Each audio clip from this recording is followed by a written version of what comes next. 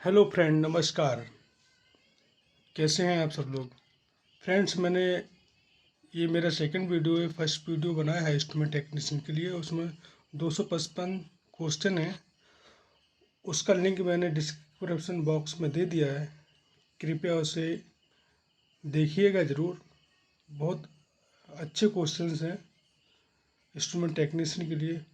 Friend, मेरे channel को please subscribe कर देना और लाइक कर देना और दोस्तों को शेयर करना। काफ़ी ये ऑब्जेक्टिव क्वेश्चन बहुत अच्छे हैं। चलो, टाइम वेस्ट किए बिना हम ये वीडियो को स्टार्ट करते हैं। द्रव या गैस को एक स्थान से दूसरे स्थान तक ले जाने के लिए किसका प्रयोग किया जाता है? ये गेल में क्वेश्चन आया था। तो पाइप एवं ट्यूब का प्रयोग किया जाता है। बहुत अच्छा क्वेश्चन है। पाइप वेंडिंग मशीन द्वारा निम्न व्यास तक के पाइप को मोड़ा जा सकता है। तो 100 mm यानी मिमी, ये इसका ऑप्शन ए ठीक है। हाइड्रोलिक ट्यूब का उपयोग किया जाता है। तो एयरक्राफ्ट इंजन में किया जाता है। और फ्लेयरिंग औजार में अडेप्टर का उपयोग किया जाता है। तो डबल फ्लेयरिंग के लिए किया जाता है फ्रेंड्स। क्वेश्चन नंबर 5, निम्न में से पाइप रिंच कौन सा है?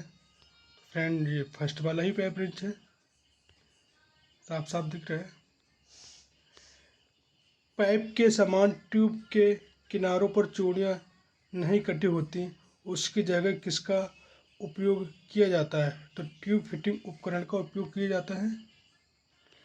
फ्लेयरिंग औजार में योक का सिरा होता है, तो नुकीला होता है। क्वेश्चन नंबर 8, स्वेजिंग औजार का उपयोग क्यों किया जाता है? तो ट्यूब के सिरे को चौड़ा करने के लिए किया जाता है। उच्च निष्पादन द्रव क्रोमेटोग्राफी ट्यूब की आवश्यकता होती है। तो रासायनिक विश्लेषण उपकरणों के लिए किस औजार द्वारा ट्यूब के सिरों को चौड़ा किया जाता है? तो स्वेजिंग औजार के द्वारा। किस औजार का उपयोग पाइप में बाहरी चूड़ियां काटने के लिए किया जाता है? Pipe die.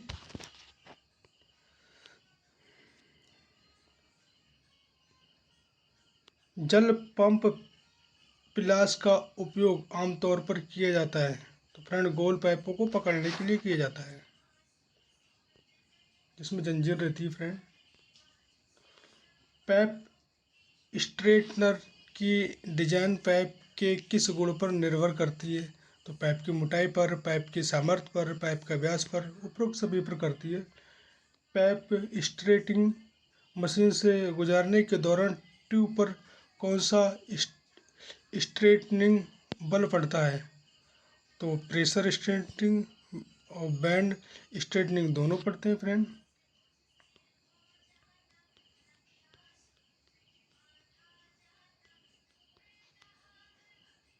फ्लेयरिंग औजार का उपयोग किस प्रकार के ट्यूब के लिए किया जाता है? तो copper tube, Bros tube, aluminium tube, ये सभी के लिए किया जाता है। पाइप की फिटिंग हेतु निम्न में से कौन सी सक्रिया की जाती है संक्रिया की जाती है? तो कटिंग, वेल्डिंग, थ्रेडिंग सभी की जाती हैं। पाइप फिटिंग में काम आने वाले अतिरिक्त सहायक साधन कहलाते हैं। तो पाइप एसेसरीज कहलाते हैं। निम्न में से किसके द्वारा पाइप वेंडिंग विधि पूर्ण की जाती है? तो पाइप वेंडर द्वारा भी की जाती है। Bench type hand operate pipe vendor द्वारा, हाइड्रोलिक पाइप वेंडिंग मशीन द्वारा, सभी के द्वारा की जाती है। छोटे साइज के पाइपों को मोड़ा जाता है। तो पाइप वेंडर द्वारा। हाइड्रोलिक वेंडिंग मशीन में दो ब्लॉक होते हैं। निम्नलिखित में से किस प्रकार की मेटल ट्यूब का उपयोग फ्रूट प्रोसेसिंग इंडस्ट्री में किया जाता है? तो फ्रेंड, स्टेनलेस स्टील का। ये ट्रू फॉल्स है। ट्यूब ब्रश द्वारा ट्यूब को अंदर और बाहर से साफ किया जाता है, ये सत्य है। पाइप फिक्सचर का उपयोग पाइप को पकड़ने के लिए किया जाता है, ट्रू है। फ्लेयरिंग औजार का उपयोग ट्यूब के सिरे को चौड़ा करने के लिए किया जाता है, यह सत्य है। ट्यूब को फिटिंग बॉडी में इंस्टॉल करते समय फिटिंग बॉडी को नहीं घुमाना चाहिए, ट्रू है। ट्यूब कटर विभिन्न दक्षता वाले होते हैं, ट्रू। रिक्त स्थानों को पूर्ति कीजिए। तो पाइप बैस में बी आकार के जबड़े होते हैं। जल पंप प्लास फोर्जित इस्पात से बनाए जाते हैं, ये पूछता है फ्रेंड। पाइप को मोड़ने के लिए पाइप बेंडिंग मशीन एवं फिक्सचर का उपयोग किया जाता है। सोजिंग औजार का उपयोग मुख्य रूप से छोटे व्यास वाली कॉपर ट्यूब की सोजिंग के लिए किया जाता है। इंस्ट्रूमेंट ट्यूब का उपयोग कंट्रोल एवं मेजरिंग डिवाइस में किया जाता है।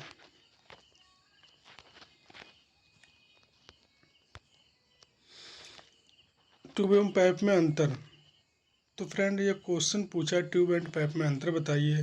तो कम व्यास की नली को ट्यूब कहते हैं और अधिक व्यास वाली नली को पाइप कहते हैं। हाँ, पाइप के किनारे पर चूड़ियाँ कटी होती हैं, जबकि ट्यूब के किनारे पर चूड़ियाँ नहीं कटी होती हैं।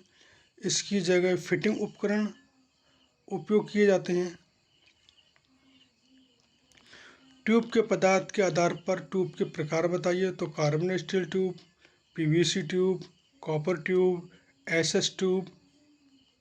इंस्ट्रूमेंटेशन ट्यूब कितने प्रकार की होती है। तो nuclear fuel tube, cooling tube, उच्च निष्पादन द्रव, क्रोमेटोग्राफी ट्यूब।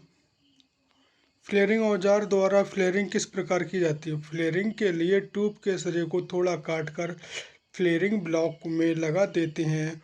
उसके बाद योक के नुकीले सिरे से ट्यूब के सिरे पर फिर फ्लेयरिंग कर दी जाती है। ट्यूब के इंस्टॉलेशन में ध्यान रखने योग्य दो मुख्य बिंदु बताइए। ट्यूब पर वर्र न हो, ना ही वो कहीं से कटी फटी हो, इसकी जांच कर लेनी चाहिए।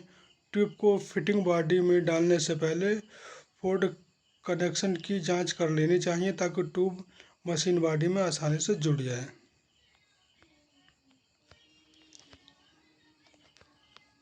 नेक्स्ट चैप्टर प्रारंभिक विद्युत।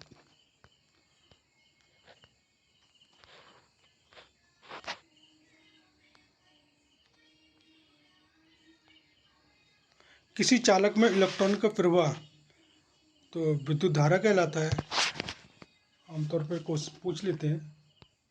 किसी चालक के एक सिरे से दूसरे सिरे तक विद्युत धारा को प्रवाहित करने वाला बल क्या कहलाता है। विद्युत वाहक बल कहलाता है। फ्रेंड इस पे ये गलत ऑप्शन दिया था, लेकिन ट्रू आंसर विद्युत वाहक बल है।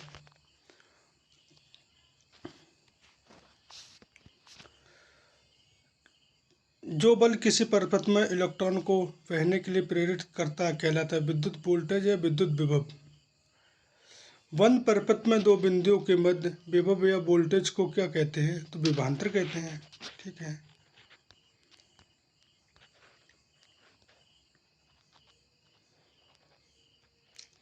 विशिष्ट प्रतिरोध होता है तो rho equal to R A upon I या R equal to rho L upon A. Oh sorry, हाँ वो एल है। ठीक है। विद्युत धारा को परिभाषित कीजिए। तो I equal to Q upon T होता है। विद्युत आवेश की इकाई कूलाम है, ये पूछता है फ्रेंड एग्जाम में गवर्नमेंट। ट्रांसफार्मर विद्युत धारा के कौन से प्रभाव का उदाहरण है। तो चुंबकीय प्रभाव का। दो बिंदुओं के मध्य धारा प्रवाहित करने के लिए आवश्यक है तो विभवांतर आवश्यक है। जो वे पदार्थ जो विद्युत का प्रवाह नहीं करते कुचालक कहलाते हैं। कुचालक पदार्थ है लकड़ी।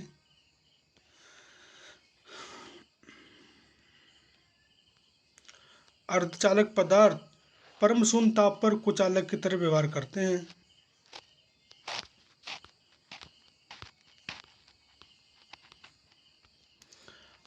अर्धचालक की प्रतिरोधकता का मान होता है तो मध्यम होता है। एसी का मान समय के साथ बदलता रहता है। एसी के प्रति सेकंड पूर्ण चक्रों की संख्या को क्या कहते हैं? तो आवृत्ति कहते हैं। एक चक्र को पूर्ण होने में लगा समय क्या कहलाता है? तो आवर्तकाल कहलाता है। बहुत मोस्ट इम्पोर्टेंट क्वेश्चन है फ्रेंड, गवर्नमेंट एग्जाम में आज आते हैं, पूछे जाते हैं। अर्धचालक की चालकता बढ़ाने के लिए किस वर्ग की अशुद्धि मिलाते हैं? तो तृतीय व पंचम। एसी सिग्नल के वर्ग माध्यमूल का मान क्या होता है? Im/√2। ये तो बहुत मोस्ट इम्पोर्टेंट क्वेश्चन है, पूछता है फ्रेंड गवर्नमेंट एग्जाम में। एसी सिग्नल के एक पूर्ण चक्र में प्राप्त उच्च मान है तो शिखर मान उच्च मान को कहा जाता है, उसे शिखर मान कहते हैं। एसी सिग्नल के एक चक्र में धनात्मक व ऋणात्मक मान के मध्य की दूरी को कहते हैं तो शिखर से शिखर मान। बहुत मोस्ट इम्पोर्टेंट क्वेश्चन है सारे फ्रेंड, और गवर्नमेंट एग्जाम में पूछे जाते हैं। एसी सिग्नल के एक चक्र में किसी नियत समय पर लिया गया मान क्या कहलाता है? तो क्षण की मान कहलाता है। एक कलीय सप्लाई की वोल्टता होती है तो 230 वोल्ट सिंगल फेज। कोई पदार्थ इलेक्ट्रॉन त्याग कर क्या हो जाता है? धन आवेशित हो जाता है।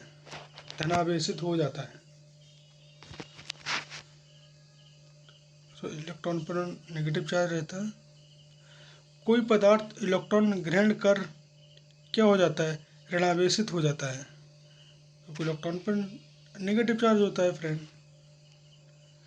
विभवांतर होता है तो कार्य बटे आवेश। विभवांतर कार्य बटे आवेश। विभवांतर भी। आवेश के प्रवाह की दर को क्या कहते हैं? आवेश की प्रवाह की दर को विद्युत धारा कहते हैं। भारतीय मानक ब्यूरो के अनुसार स्टैंडर्ड वायर गेज के द्वारा कितने मिमी तक की शीट या तार का व्यास मापा जाता है? तो 0.125 मिमी से 8 मिमी तक।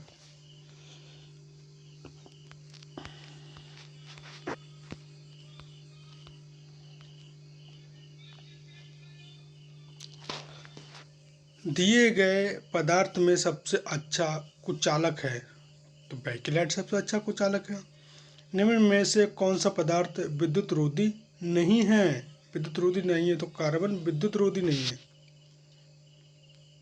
निम्न में से किट कैट फ्यूज के आधार पर कैरियर निर्माण में किसका उपयोग किया जाता है? तो पोर्सिलीन का उपयोग किया जाता है। निम्न में से 30 किलोवोल्ट पर सीएम डाई इलेक्ट्रिक सामर्थ्य कौन से पदार्थ की है? तो ये सूखी हवा की है। ठोस विद्युत रोधी कौन सा है? तो बैकेलाइट ठोस विद्युत रोधी होता है। कॉटन का अधिकतम सुरक्षित ताप कितना होता है? तो 90 डिग्री होता है। कौन से वर्ग का इंसुलेशन पदार्थ अधिक तापमान सह सकता है? तो सी वर्ग का। किस पदार्थ की प्रतिरोधकता सबसे कम है? तो कॉपर की प्रतिरोधकता सबसे कम है।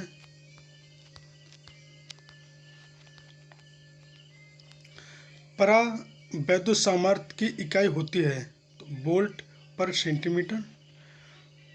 शुष्क दशा में लकड़ी का परा वैद्युत स्थिरांक होता है तो 2.5 से 7.7 तक। निम्न में से सबसे अच्छा विद्युत रोधी पदार्थ कौन सा है? तो वल्केनाइज्ड रबर। चांदी की चालकता का प्रतिशत होता है 98%, पूछा जाता है। अर्धचालक पदार्थ है नाइक्रोम। कुचालक पदार्थ के वर्जित ऊर्जा अंतराल का मान होता है और तो 6 इलेक्ट्रॉन वोल्ट। वार्निश ऑयल के परावैद्युत सामर्थ्य का मान होता है तो 30.40 किलो वोल्ट पर mm। वर्ग एफ का कुचालक पदार्थ है तो एस्बेस्टस। ट्रू और फॉल्स? तांबा चालक पदार्थ का उदाहरण है तो ट्रू है ये। वे पदार्थ जिनमें विद्युत धारा का प्रवाह सुगमता से हो जाता है चालक कहलाते हैं। सत्य है। दिश धारा की आवृत्ति समय के साथ साथ बदलती रहती है, फिर इसकी नहीं बदलती है, सत्य है, क्योंकि डिश AC की बदलती है। जब कोई चालक चुंबकीय बल रेखाओं को काटता है तो विद्युत वाहक बल उत्पन्न नहीं हो सकता, यह विद्युत वाहक बल उत्पन्न होता है, तो इसलिए यह सत्य है। एल्युमिनियम विद्युत का कुचालक है, ये असत्य है, तो वो चालक है। रिक्त स्थान को पूर्ति कीजिए। विभवांतर पोटेंशियल डिफरेंस की इकाई वोल्ट होती है। जर्मेनियम व सिलिकॉन अर्धचालक पदार्थ हैं। चालक की प्रतिरोधकता निम्न होती है। AC चक्र के ऊपर अर्ध भाग को धनात्मक के नीचे वाले को ऋणात्मक चक्र कहते हैं। AC के एक चक्र को पूर्ण होने में लगा समय उसका आवर्तकाल कहलाता है। निम्नलिखित लघुत्तरीय प्रश्नों को उत्तर दीजिए। विभवांतर क्या होता है? दो बिंदुओं के मध्य वोल्टेज के अंतर को विभवांतर कहते हैं। कुचालक किसे कहते हैं? वे पदार्थ जो कि विद्युत धारा का प्रवाह नहीं करते कुचालक कहलाते हैं। विद्युत धारा किसे कहते हैं? आवेश के प्रवाह की दर को विद्युत धारा कहते हैं। प्रतिरोधक किसे कहते हैं? जब किसी पदार्थ में धारा प्रवाहित की जाती है तो वह धारा के प्रवाह का विरोध करता है, रेजिस्टेंस से बोलते हैं। पदार्थ के इस गुण को उसका प्रतिरोध कहते हैं। प्रतिरोध का मान किस इकाई द्वारा किया जाता है? तो प्रतिरोध का मान ओम द्वारा किया जाता है।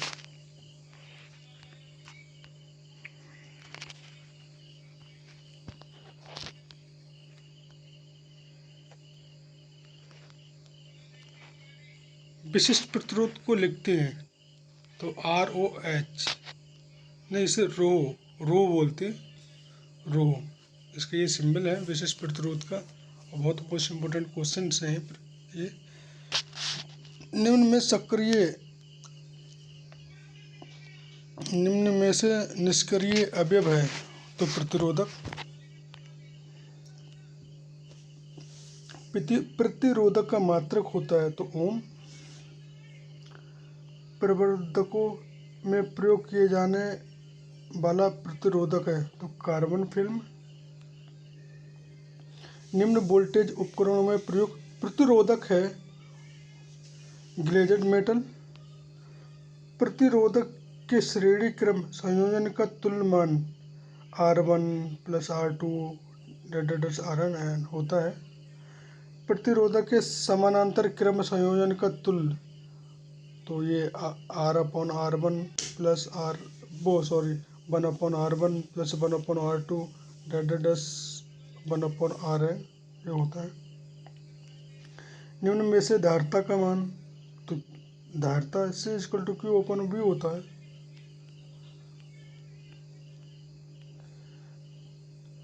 एक माइक्रोफैरड तुल्य होता है तो 10⁻⁻6 फैरड के। 1 न्यूक्रोफैरड तुल्य होता है तो 1 नैनोफैरड तुल्य होता है तो 10⁻⁹ फैरड के। धारिता का मात्रक है तो फैरड और कूलम प्रति वोल्ट दोनों हैं। 1 फैरड तुल्य होता है तो 1 कूलम/1 वोल्ट। फ्रेंड ये बहुत मोस्ट इम्पोर्टेंट क्वेश्चन है और ये हमारे गवर्नमेंट एग्जाम पूछे जाते हैं।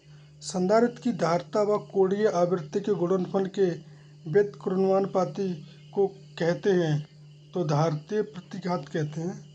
संधारित्र का प्रकार नहीं है तो तापीय संधारित्र नहीं है, बाकी सभी होते हैं।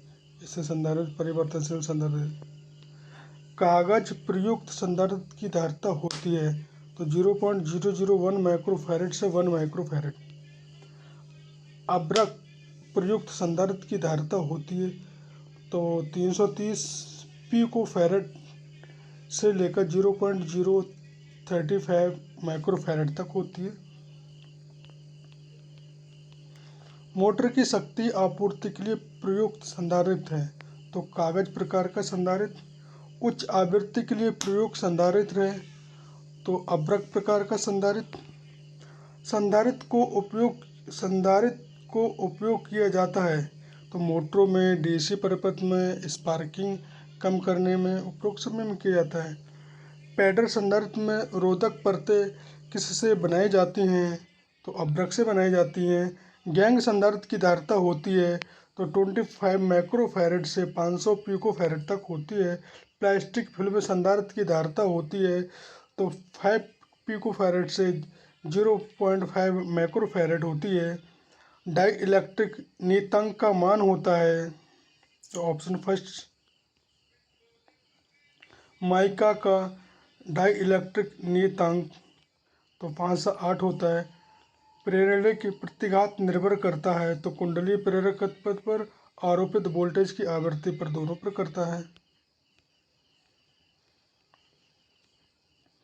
प्रेरणा की प्रतिघात का तुल्यमान 2πfL होता है। प्रेरक की कॉइल किस पदार्थ की बनी होती है? तो चालक पदार्थ की बनी होती है।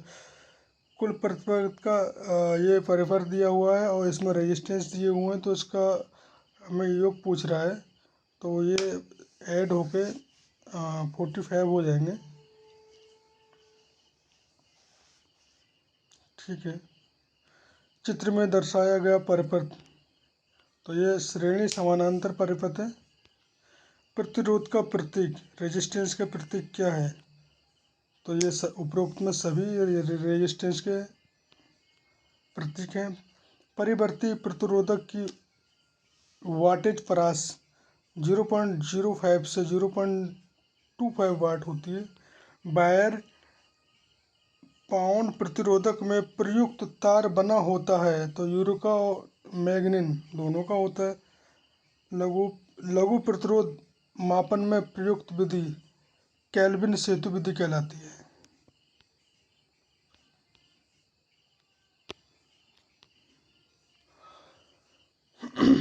उच्च प्रतिरोध मापन की विधि है तो मैगर विधि। मैगर से ये क्वेश्चन पूछा जाता है फ्रेंड। फेज टेस्टर में प्रयुक्त प्रतिरोध है तो मेटल फिल्म प्रतिरोध। स्प्रिंग, ये व्हीट स्टोन वाला आयुष से पूछा गया है। स्प्रिंग टाइप प्रतिरोध का उपयोग किया जाता है तो हीटर, गीजर, विद्युत आयरन सभी में। प्रतिरोध का मान तुल्य होता है तो रो स्क्वायर टू T/A।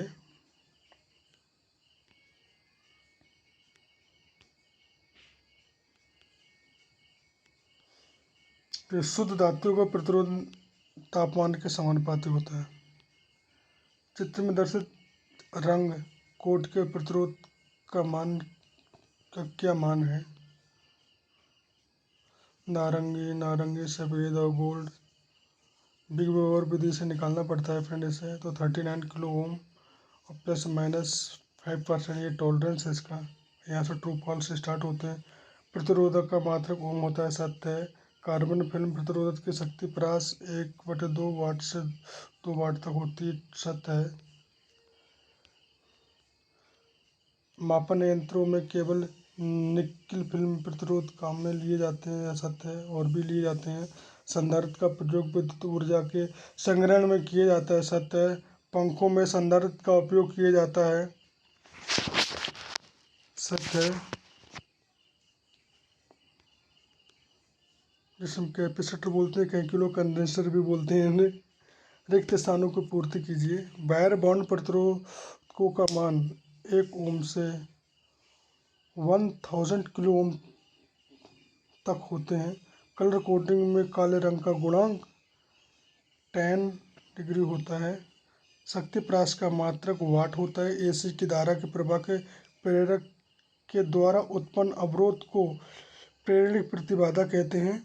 ओम के नियमानुसार धारा वोल्टेज के समानुपाती होती है। प्रतिरोध को परिभाषित कीजिए तो विद्युत परिपथ में प्रयुक्त अवयवों का वह गुण जो इलेक्ट्रॉनों के प्रवाह में बाधा उत्पन्न करता है प्रतिरोध कहलाता है। धारितीय प्रतिघात क्या है? किसी संधारित्र की धारिता व कोणीय आवृत्ति के गुणनफल के व्युत्क्रमानुपाती को धारितीय प्रतिघात कहते हैं। प्रेरण की प्रतिबाधा क्या है? एसी धारा के प्रवाह में प्रेरक के द्वारा प्रदान किए गए अवरोध को प्रेरणिक प्रतिबाधा कहते हैं। प्रेरणिक प्रतिघात किन दो कारकों पर निर्भर करती है? कुंडली के प्रेरक पर आरोपित वोल्टेज की आवृत्ति पर। प्रेरक किसे कहते हैं? जब किसी चालक तार को कुंडली के रूप में लपेटकर एक ऐसी युक्ति का रूप दे दिया जाए जो प्रेरकत्व का गुण प्रदर्शित करे, उसे प्रेरक कहते हैं।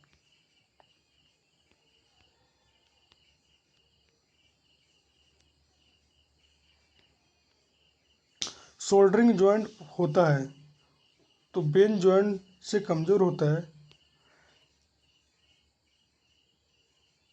स्टेनलेस स्टील सोल्डरिंग के लिए फ्लक्स प्रयुक्त होता है, तो इसमें जिंक क्लोराइड, अमोनियम क्लोराइड और हाइड्रोक्लोराइड ये सभी का मिश्रण होता है। निम्न में से कौन सा एक फ्लक्स का रूप नहीं है? तो एल्युमिनियम ऑक्साइड ये फ्लक्स नहीं है, बाकी सभी फ्लक्स है। फ्लक्स के चयन में किस बिंदु पर ध्यान देने की आवश्यकता नहीं होती है? तो ये वातावरण के तापक्रम पर। बाकी सारे सोल्डरिंग प्रक्रम, सोल्डरिंग का कार्यकारी तापक्रम, जोड़े जाने वाले पदार्थ पर, सभी पर ध्यान देना होता है। अमोनियम क्लोराइड का उपयोग किस धातु के सोल्डरिंग में फ्लक्स के रूप में किया जाता है? तो स्टील में।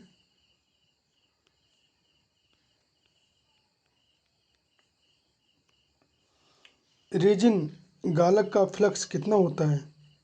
तो 80 सेंटीग्रेड से 100 सेंटीग्रेड तक। सोल्डरिंग करने के लिए सबसे पहले क्या किया जाता है? टिनिंग किया जाता है, टिनिंग। सोल्डर में मिश्रण होता है टिन तथा शीशे का। फ्लक्स के रूप में प्रयोग किया जाता है जिंक क्लोराइड के लिए। यदि जस्ते की सीट पर सोल्डरिंग करनी हो तो आप फ्लक्स उपयोग में लेंगे, कौन सा वाला लेंगे? हाइड्रोक्लोरिक अम्ल, HCl बोलते हैं। मृदु इस्पात, पीतल, तांबा तथा टिन प्लेट की सोल्डरिंग के लिए उपयुक्त फ्लक्स है, तो जिंक क्लोराइड। डलवा लोहे पर सोल्डरिंग के लिए उपयुक्त एक अच्छा द्रव फ्लक्स है, तो अमोनियम क्लोराइड। सोल्डरिंग के लिए एक नॉन कोरोसिव फ्लक्स है, तो रेजिन फ्लक्स। ये पूछ रहा है चित्र में कौन सी सक्रिया दर्शाई गई है? इसमें क्या हो रहा है फ्रेंड? ये ट्रिनिंग हो रहा है, ट्रिनिंग बोलते हैं।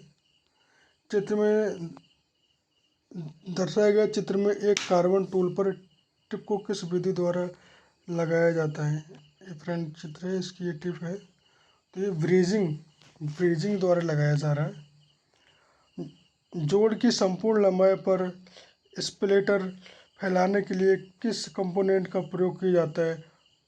तो ये तप्त चंप का प्रयोग किया जाता है। ब्रेजिंग में फ्लक्स के रूप में उपयोग लिया जाता है, तो सुहागा उपयोग लिया जाता है, तो बोरेक्स कहते हैं।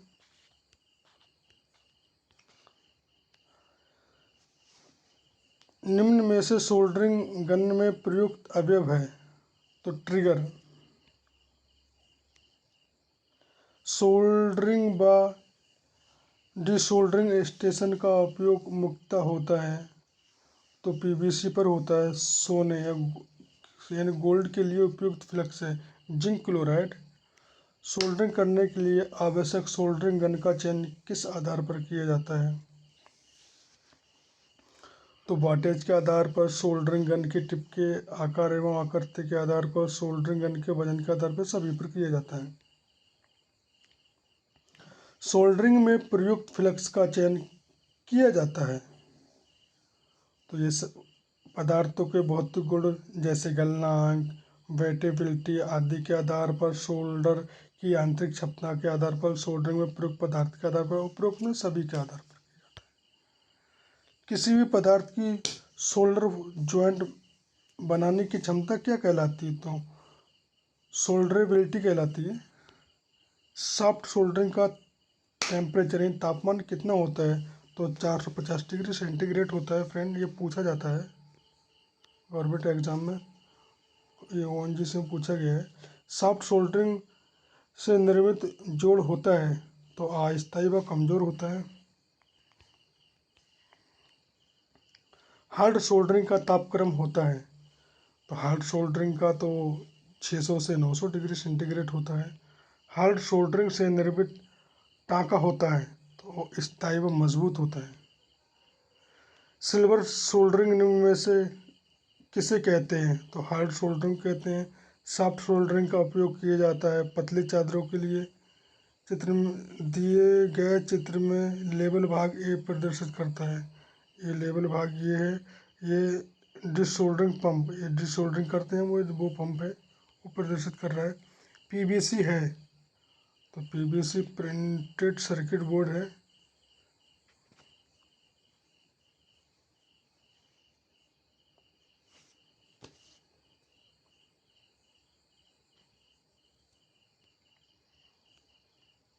डिसोल्डरिंग पंप का कार्य है पिघले हुए सोल्डर हटाना। ट्वीजर का डिसोल्डरिंग में उपयोग है, तो होल्डिंग, स्पैकिंग, पुलिंग सभी के लिए।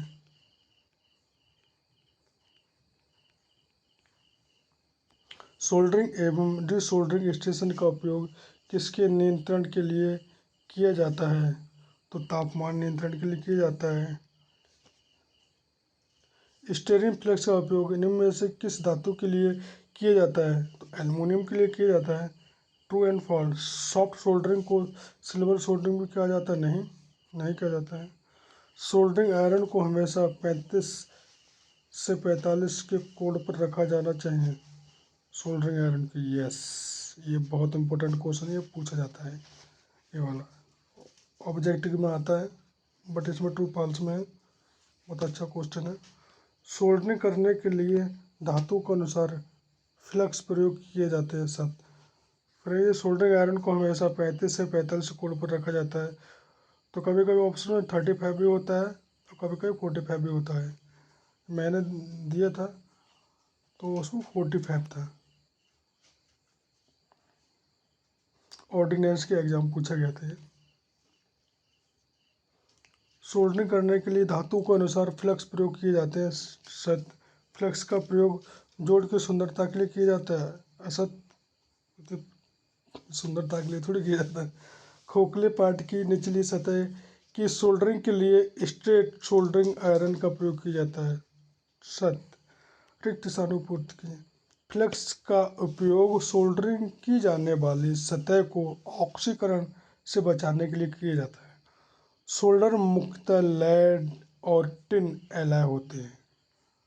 लेड और टिन, ये ऑब्जेक्टिव में भी पूछा जाता है। डिस सोल्डर पंप को सोल्डर शकर भी कहते हैं। सोल्डर शकर, इसका ध्यान रखना फ्रेंड, ये पूछा जाता है। सोल्डरिंग एवं डिसोल्डरिंग स्टेशन द्वारा तापमान को नियंत्रित किया जाता है। सोल्डरिंग आयरन को कार्य के पश्चात पुनः सोल्डरिंग आयरन होल्डर पर रखना चाहिए।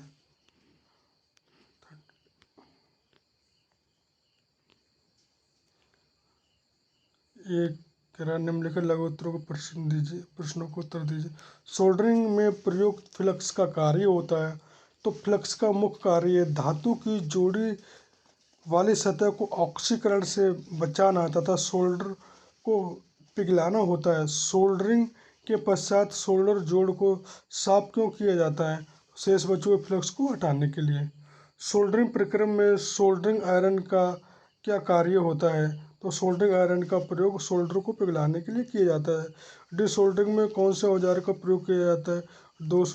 डिसोल्डरिंग ब्लेड, डिसोल्डरिंग पंप या सोल्डर शकर। ठीक है, इसके दो नाम हैं।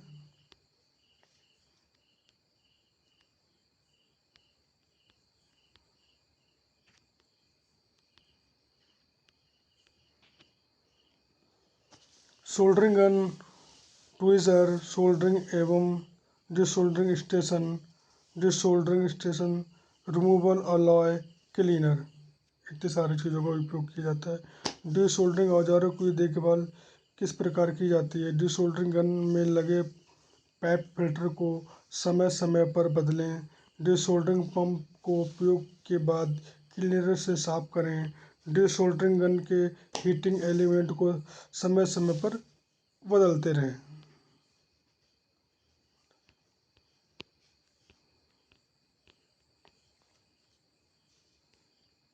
ऐसा अगला चैप्टर स्टार्ट होता है। ये ऑब्जेक्टिव क्वेश्चन यहाँ से स्टार्ट होते हैं। डेनियल सेल की आंतरिक प्रतिरोध का मान होता है तो निम्न होता है। डेनियल सेल में होता है तो पोलराइजेशन होता है डेनियल सेल में।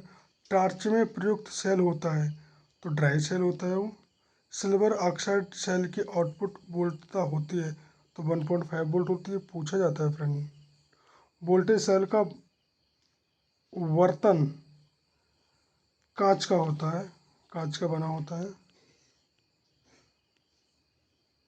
ड्राई सेल की ऋणात्मक प्लेट जस्ता से बनाई जाती है। वोल्टेज सेल में इलेक्ट्रोलाइट के रूप में निम्न में से क्या काम में लेते हैं तो हल्का गंधक अम्ल काम में लेते हैं। लैक्लासी सेल में इलेक्ट्रोलाइट के रूप में निम्न में से क्या काम में लेते हैं तो अमोनियम क्लोराइड काम में लेते हैं। रुक रुक कर धार प्रभावित करने के लिए किस सेल का प्रयोग किया जाता है? लैक्लासी सेल का प्रयोग किया जाता है। सीसा अम्ल सेल किस सेल का उदाहरण है तो द्वितीयक सेल, ये पूछा गया था।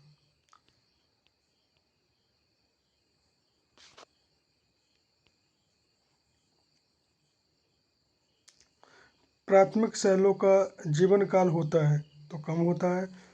बैटरी की एम्पियर घंटा क्षमता तो उसका ये फार्मूला है एम्पियर घंटा निरावेशन बटे एम्पियर घंटा आवेशन गुणे 100।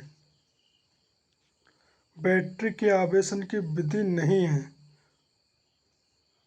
तो वो कह रहा आवेशन की विधि नहीं है तो स्थिर धारा आवेशन ये भी है, ट्रिकल आवेशन ये भी है, स्थिर वोल्टता आवेशन ये भी है तो ये ऑप्शन डी सही हो जाएगा। एक अच्छे सेल की विशेषता है तो एक अच्छा सेल आंतरिक प्रतिरोध निम्न होता है, उसके अंदर का जो रेजिस्टेंस होता है वो बहुत कम रहता है अच्छे सेल में। सीसा अम्ल सेल व क्षारीय सेल निम्न में से किस सेल के उदाहरण हैं तो वो द्वितीयक सेल के, सेकेंडरी सेल के।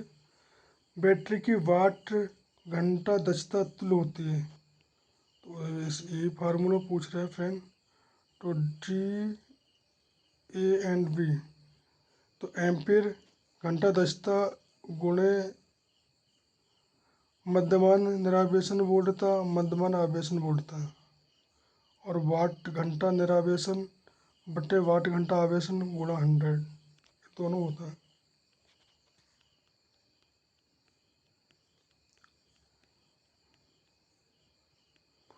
उच्च वोल्टता वाले स्विच गियरों के स्वतः चालन के लिए निम्न में से कौन सी बैटरी उपयोग में लेते हैं तो सीसा अम्ल संचायक बैटरी उपयोग में लेते हैं। विद्युत सप्लाई फेल हो जाने पर उपयोग में ली जाने वाली बैटरी है तो सीसा अम्ल संचायक बैटरी है। रेलगाड़ियों में प्रयुक्त होने वाली बैटरी के नाम बताइए। सीसा अम्ल संचायक बैटरी, ये रेलवे में पूछे जाते हैं। बैटरी की छड़ों को जिस द्रव में डुबो कर रखते हैं उसे कहते हैं तो उसे इलेक्ट्रोलाइट कहते हैं। सीसा अम्ल सेल के आवेशन के दौरान अपघट का तापक्रम 50 डिग्री सेंटीग्रेड से अधिक नहीं होना चाहिए। अभिक्रिया Pb की पावर +2 प्लस SO4 की पावर में Pb+2 प्लस SO4 की पावर -2 PbSO4 किस सेल के संबंधित है तो सीसा अम्ल संचयक बैटरी, ये बहुत बार आ रहा है और पूछा भी जाता है। सीसा अम्ल सेल में संक्षारण का प्रभाव न होने के लिए वैसलीन या पेट्रोलियम जेली की परत चढ़ाई जाती है। सीसा अम्ल सेल में आंतरिक लघु परिपथ से बचने के लिए सेपरेटर लगाते हैं।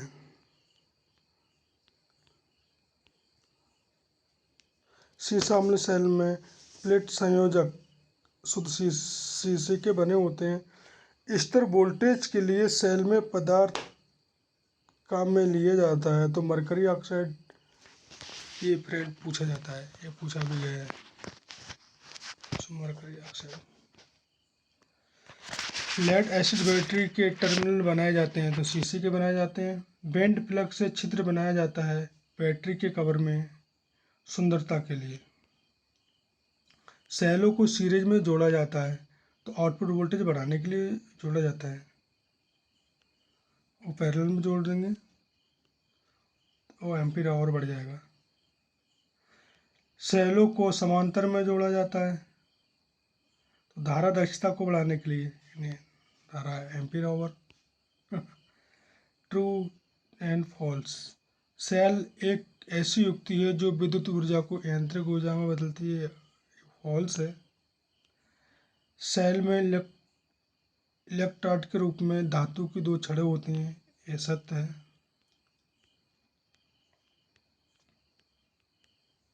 सेल के अंदर इलेक्ट्रोलाइट में रासायनिक अभिक्रिया होती है, सत्य है। सेलों के समानांतर व श्रेणी क्रम संयोजन से बैटरी का निर्माण होता है, सत्य है। लैप्लासी सेल में ऋणात्मक प्लेट कार्बन की छड़ होती है, यह सत्य है। रिक्त स्थानों को पूर्ति कीजिए। ड्राई सेल में कार्बन की छड़ मैग्नीज डाइऑक्साइड के पेस्ट में रखी जाती है। लैप्लासी सेल में विद्युत भाग बल का मान 1.46 वोल्ट होता है। फ्रेंड, ये बहुत बार पूछा जाता है, HAL में पूछा गया है। LED डिजिटल परिपथ में सिल्वर ऑक्साइड सेल का उपयोग किया जाता है, बट ये लैप्लासी सेल वाला ऑब्जेक्टिव टाइम में आया था। द्वितीयक सेल को काम में लेने से पहले आवेशित करते हैं। निकेल कैडमियम सेल एक प्रकार का द्वितीयक सेल है।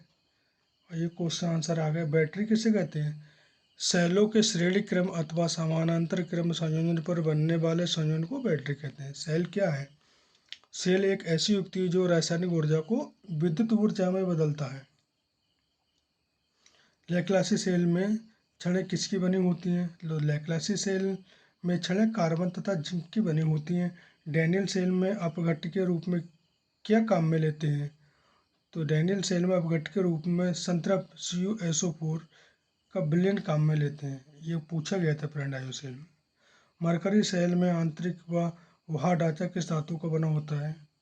मरकरी सेल में आंतरिक व बाह्य ढांचा स्टील धातु का बना होता है।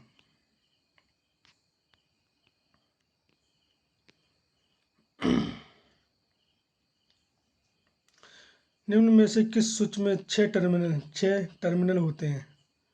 तो DP-DT स्विच में। MCB का पूरा नाम क्या है? फुल फॉर्म के मिनिएचर सर्किट ब्रेकर, ये पूछा जाता है फ्रेंड।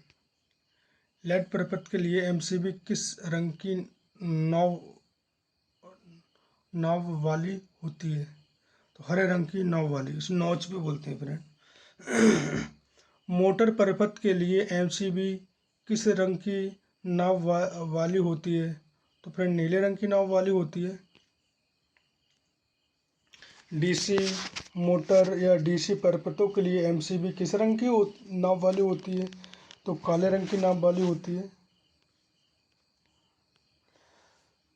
आइसोलेटर के लिए MCB किस रंग की नॉब वाली होती है? तो लाल रंग की नॉब वाली होती है। अर्थ लीकेज सर्किट ब्रेकर के लिए धारा रेटिंग कितनी होती है? तो 240 वोल्ट होती है। BPCL में आया था। अर्थ लीकेज सर्किट ब्रेकर के लिए रेटेड आवृत्ति कितनी होती है? तो ये 50 हर्ट्ज होती है।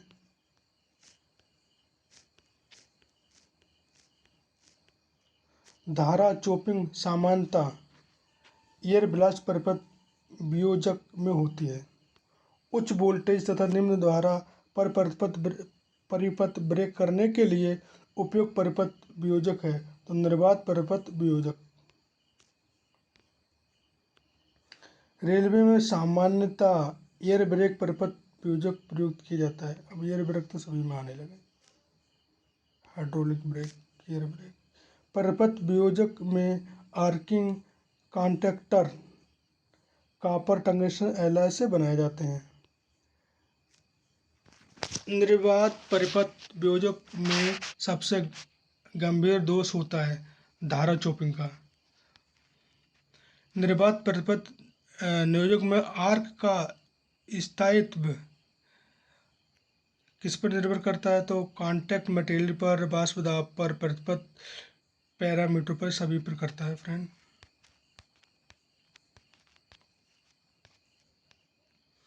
न्यूनतम आयल परिपथ वियोजक में आयल का आयतन कम क्यों होता है? तो कॉन्टैक्ट्स एवं अर्थ के मध्य ठोस इंसुलेशन होने के कारण।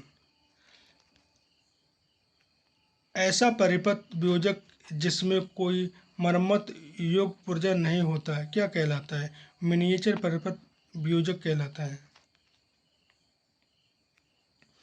परिपथ वियोजक में लघु परिपथ दोष पैदा होने की स्थिति में लाइन को ट्रिप करने वाली युक्ति चुंबकीय प्रकार की होती है। सभी बोल्टता दरों के लिए उपयुक्त वियोजन तो न्यूनतम आयल परिपथ वियोजक होता है। एयर ब्लास्ट परिपथ वियोजक का भाग पोर्ट कहलाता है। भाग है पोर्ट भाग। एयर ब्रेक परिपथ वियोजक में प्रयुक्त संपर्क है तो मुख्य संपर्क आर्क संपर्क दोनों। एयर ब्लास्ट परिपथ वियोजक का प्रकार है तो अक्षीय विलास क्रॉस एयर विलास।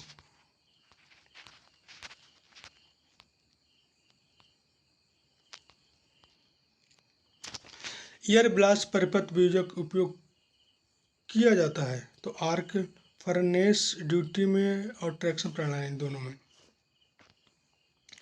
निर्बाध परिपथ वियोजक की प्रतिरोध क्षमता सबसे क्या होती है? अधिक होती है। यदि परिपथ वियोजक में आर्क की लंबाई बढ़ती है तो आर्क क्या होता है? आर्क प्रतिरोध बढ़ता है।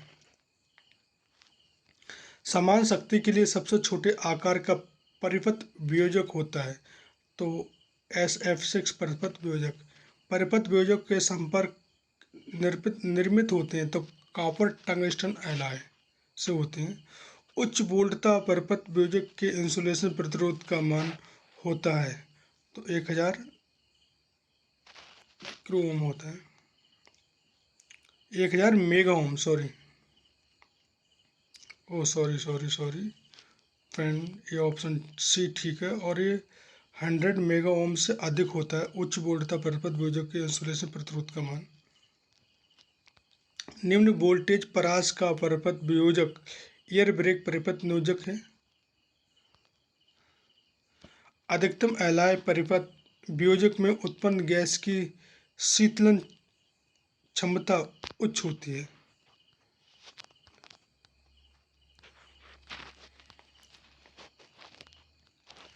तो अधिकतम आयल परिपथ वियोजक में आर्क ऊर्जा आयल को सोख लेती है।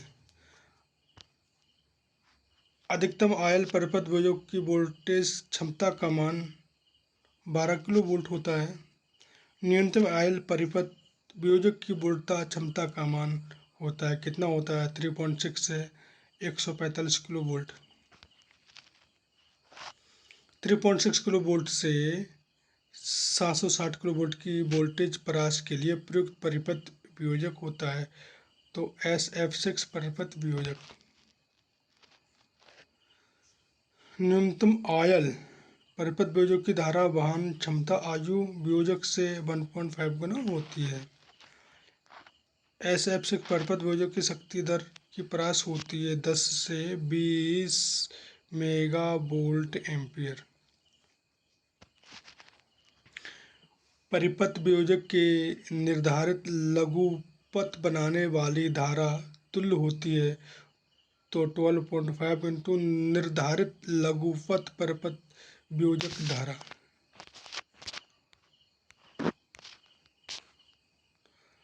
पावर सिस्टम में दोष को ढूंढने वाली युक्ति क्या कहलाती है? परिपथ वियोजक कहलाती है।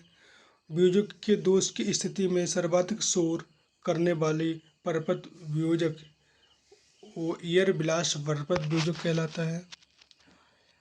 और एयर ब्लास्ट परिपथ वियोजक में धारा चोपिंग उत्पन्न होता है। SF6 परिपथ वियोजक ब्रेकिंग क्षमता प्रभावित नहीं होती तो मौसम व आर्द्रता से, वातावरणीय दाब से, प्रदूषण उपरोक्त सभी से नहीं होती है। न्यूनतम आयल परिपथ वियोजक में आयल का कार्य होता है तो आर्क को बढ़ाना होता है।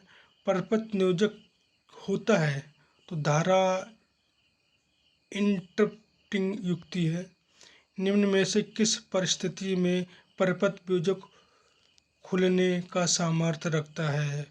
तो बिना लोड की स्थिति में, लोड की स्थिति में, दोष की स्थिति में, सभी में। ट्रू फॉल्स, सत्य अथवा हाँ ट्रू फॉल्स।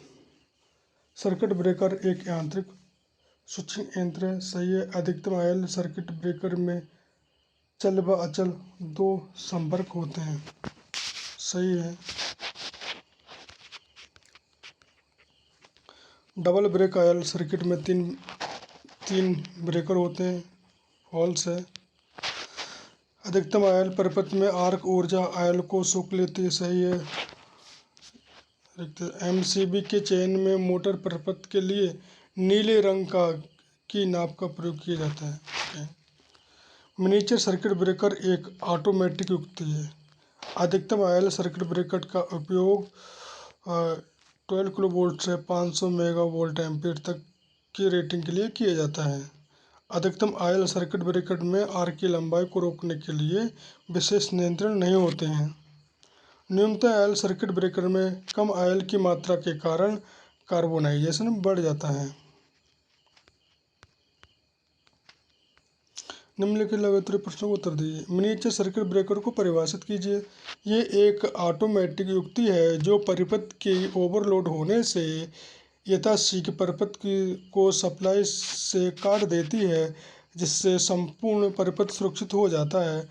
अधिकतम आयल परिपथ के दो लाभ लिखिए। आर्क ऊर्जा आयल को सोख लेती है। आयल एक प्रतिरोधी का कार्य करता है। न्यूनतम आयल परिपथ वियोजक की कोई हानि बताइए। गैस को संपर्क स्रोत से निकालने में समय लगता है। एयर ब्रेक परिपथ का उपयोग किस वोल्टता के लिए किया जाता है। एयर ब्रेक परिपथ का उपयोग निम्न वोल्टता के लिए किया जाता है। दिए गए चित्र को पहचानें। ये चित्र किस चीज़ का है, तो निर्वात सर्किट ब्रेकर है।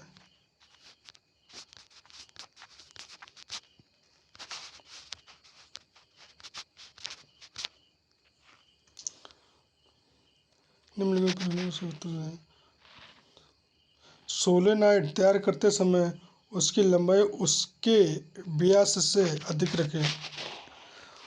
चुंबक स्वतंत्रता पूर्वक लटकाने पर किस दिशा में रुकती है, तो उत्तर दक्षिण दिशा में लिखती है। ये पोल्स है। वह पदार्थ जिसमें चुंबकत्व का गुण होता है क्या कहलाता है, चुंबक कहलाता है। चुंबक का गुण नष्ट हो जाता है गर्म करने पर। चुंबक के दोनों ध्रुवों की प्रबलता होती है, समान होती है। विद्युत चुंबक काम में ली जाती है तो पंखे में। विद्युत घंटी में कौन सी चुंबक काम में ली जाती है, विद्युत चुंबक। चुंबक के समान ध्रुवों में क्या होता है, प्रतिकर्षण होता है। हाँ, रिपल्सन, अट्रैक्शन है, रिपल्सन होता है, रिफ्लेक्शन। समान ध्रुवों में रिफ्लेक्शन होता है। चुंबक के असमान ध्रुवों में क्या होता है, आकर्षण यानी अट्रैक्शन होता है। चुंबक को विभाजित करने पर बने प्रत्येक चुंबक में कितने ध्रुव होते हैं, तो दो होते हैं यानी पोल।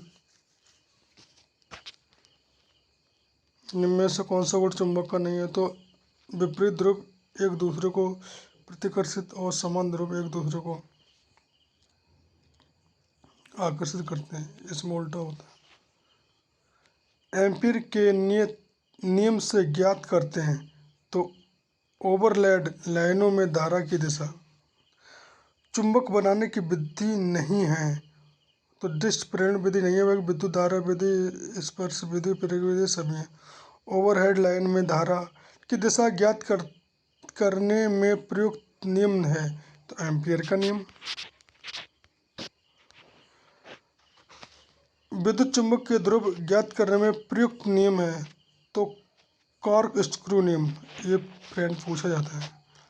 फैराडे के इंडक्शन नियम का सूत्र क्या है, तो n π2 - φ1/t, ये इसका नियम है। हाँ, ये पूछा जाता है। उपरोक्त चित्र में किस नियम को दर्शात किया गया है, तो हेलिक्स नियम के लिए दर्शित किया गया है। अब क्या उपयुक्त चित्र में किस नियम को प्रदर्शित किया गया है, तो एंड नियम को। सही से देखें फ्रेंड। चुंबकीय फ्लक्स में परिवर्तन की दर बराबर होती है प्रेरित विद्युत भाग बल के। लेंज का नियम क्या है, लेंज के नियम देता है प्रेरित धारा की दिशा देता है लेंज का नियम।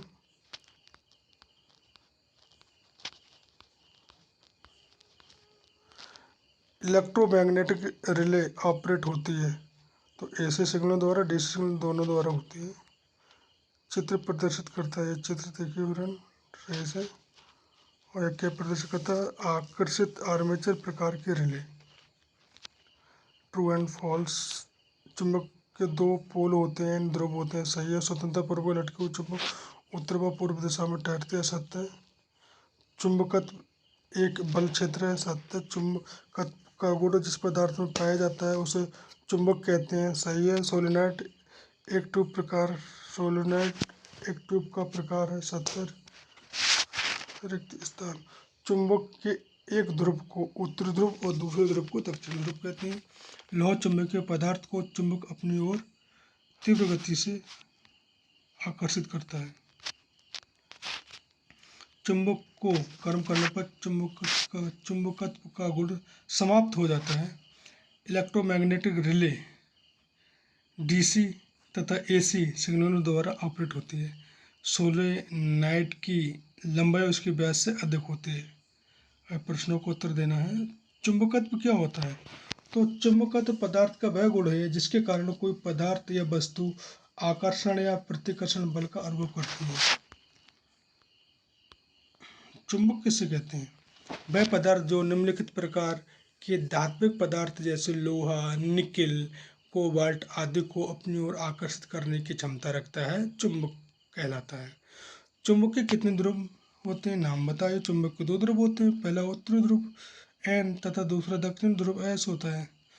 चुंबक बनाने की विधियों के नाम लिखिए। स्पर्श विधि, विद्युत धारा विधि, प्रेरण विधि। चुंबक को स्वतंत्र पूर्वक लटकाने पर वह कौन सी दिशा में ठहरती है? चुंबक को स्वतंत्र पूर्वक लटकाने पर वह उत्तर दक्षिण दिशा में ठहरती है। तो फ्रेंड, आज की वीडियो काफ़ी लंबी हो गई है तो इसे यहीं समाप्त करते हैं। फ्रेंड, वीडियो आपको अच्छी लगी हो तो इसे लाइक करें, शेयर करें और सब्सक्राइब करें और बेल आइकन को दबा लें जिससे कि आने वाली वीडियो आपको मिलती रहें और मैं आगे ऐसी टेक्निकल से रिलेटेड वीडियो डालता रहूँगा। ये तो अभी ये ट्रेड थ्योरी कंप्लीट हो जाएगी तो मेरे पास बहुत सारे ऑब्जेक्टिव क्वेश्चन और भी हैं तो उन्हें मैं ज़रूर शेयर करूँगा। आज के लिए इतना ही। Thank you.